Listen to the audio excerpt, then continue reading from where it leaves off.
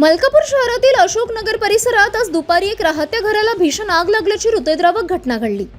या आगीमध्ये गॅस सिलेंडरचा स्फोट होऊन 85 वर्षीय वृद्ध महिलेचा जागीच होरपळून मृत्यू झाला। नर्मदाबाई लासूरकर असे मृत महिलेचे नाव आहे। नेमकी घटना काय? अशोकनगर परिसरातील रोकडेंच्या वाड्यात नर्मदाबाई लासूरकर या आपल्या भावासोबत राहत होत्या। दुर्दैवाने काही दिवसांपूर्वीच त्यांच्या वृद्ध भावाचे निधन झाले होते, त्यामुळे त्या घरात एकट्याच होत्या। आज 12 मे रोजी दुपारी 2 वाजेच्या सुमारास जेव्हा शहरात उन्हाचा पारा 44 अंशावर होता, तेव्हा अचानक त्यांच्या घराला आग लागली। उन्हाची तीव्रता आणि वाऱ्यामुळे आगीने रौद्र रूप धारण केले। ही आग काही मिनिटातच स्वयंपाकघरातील गॅस सिलेंडरपर्यंत पोहोचली।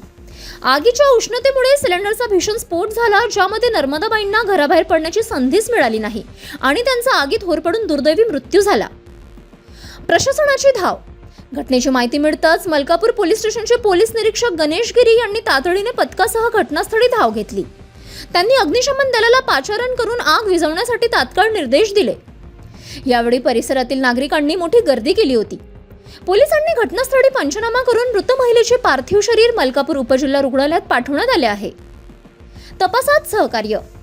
या घटनेनंतर इंडियन गॅस एजन्सीच्या मालक मनीष लखानींनी देखील घटनास्थळाला भेट दिली।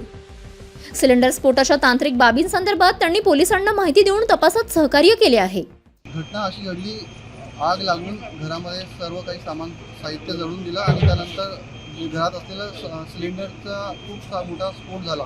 एकच वयोवृद्ध महिला होती। महिलाचा पहिले आग लागली, त्यानंतर स्फोट झाला।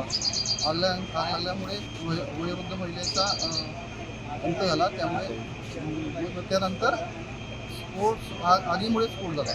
एकाकी जीवन जगत असलेल्या वृद्ध महिलेचा अशा प्रकारे अंत झाल्याने परिसरात हळहळ व्यक्त केली जात आहे। पोलीस या प्रकरणाचा पुढील तपास करत आहेत। Surya Marathi news bureau, Malkapur, Buldhana.